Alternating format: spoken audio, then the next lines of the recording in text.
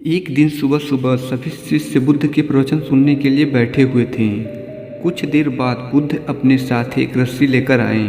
उस समय बुद्ध के हाथों में रस्सी देखकर सभी शिष्यों को हैरानी हो गई।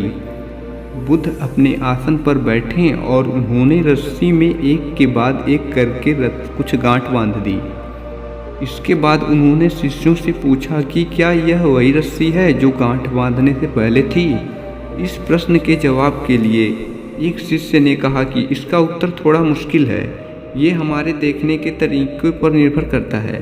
एक तरह से तो यह वही रस्सी है, इसमें कोई बदलाव नहीं है। एक अन्य शिष्य ने कहा कि अब इसमें कुछ गांठ लगी हुई हैं जो कि पहले रस्सी में नहीं थी, इसे बदला हुआ भी कह सकते हैं। कुछ अन्य शिष्यों ने कहा कि वास्तव में मूल रूप से रस्सी वही है, लेकिन बदली हुई दिख रही है, लेकिन इसका मूल स्वरूप बदला नहीं है। शिष्यों की बात सुनकर बुद्ध ने कहा कि आप सभी सही बोल रहे हैं, अब मैं इस रस्सी के गांठों को खोल देता हूँ। यह बोलकर बुद्ध रस्सी के दोनों सिरों को पकड़कर खींचने लगे। फिर उन्होंने पूछा कि क्या यह इस प्रकार से रस्सी की गांठें खुल जाएंगी। सभी शिष्यों ने कहा कि नहीं, ऐसा करने से तो गांठें और ज़्यादा कस जाएंगी, जिनको खोलना और मुश्किल हो जाएगा। बुद्ध ने कहा कि ठीक है, अब अंतिम प्रश्न, एक गांठों को खोलने के लिए हमें क्या करना होगा।